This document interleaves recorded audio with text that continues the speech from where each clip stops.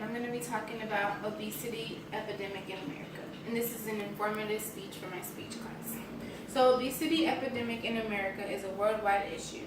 According to the medical dictionary, obesity is an abnormal accumulation of body fat. That means there's 20% more than an individual's ideal body weight. And according to this chart, it shows the ideal weight you're supposed to be, which is normal, and how the yellow is overweight, the orange is obese, and the red is clinically obese, which is almost more than 300 pounds. So these are supposed the weight of a person and the height of a person are supposed to be equal.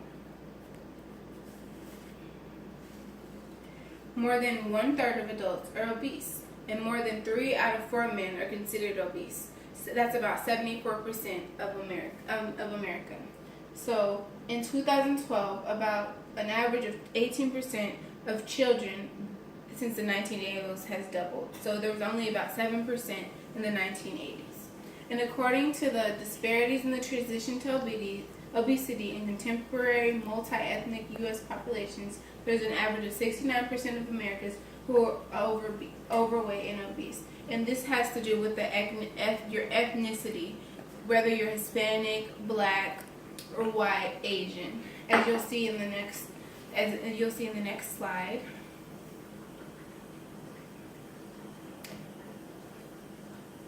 And it shows how all of the percentages of all adults, and those who are overweight, and those who are underweight, and those who are just average. So it just goes on to break down the percentages of people in America.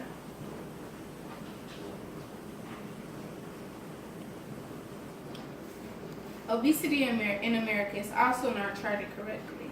According to the U.S. Obesity Landscape Bias-Corrected Estimates of State-Specific Adult Obesity Prevalence, it points out how the CDC lets those who are overweight or heavy, lets them chart their own weight and height. So it's not particularly accurate, that's why it's not accurate. So, but despite this, we don't know if America is more overweight or underweight or what specifically, because mainly people don't tell the real ideal weight of what they really are, or their body mass index. So that's what the article was just really talking about. Okay. So, obesity in children is also one of the most common diseases in the country. According to this article, an article, Livestrong, 1 in 5 children in the United States are obese. So they'll struggle with obesity for the rest of their lives. And a lot of the times, I don't think children should be obese. I think if they're playing and they're active and they're not inside playing video games, they shouldn't be obese. So children spend too much time inside instead of outside. So they should have about 60 minutes a day just going out and playing and having fun, and not stay inside where they tend to eat more and sleep all day. So it really slows down their metabolism.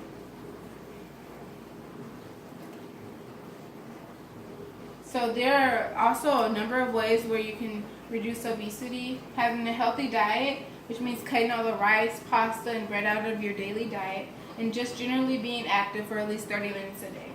The article, How Can an Overweight and Obesity Be Prevented, goes on to talk about how personal and family activities can help the whole family just be active and not be obese.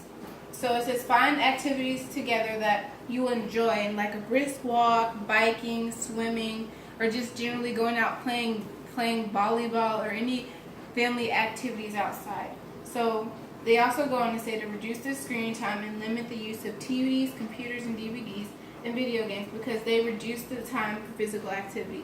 So health experts also recommend about 2 hours a day of less screen time, and not to work on homework related activities. I'm not going to do it now.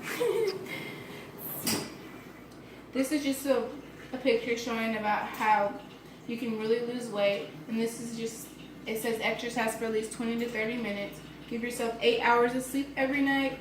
Drink about 1 ounce of water per pound of your body weight.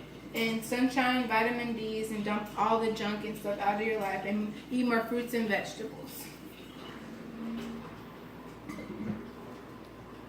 And in this slide, this just shows a picture about how exercise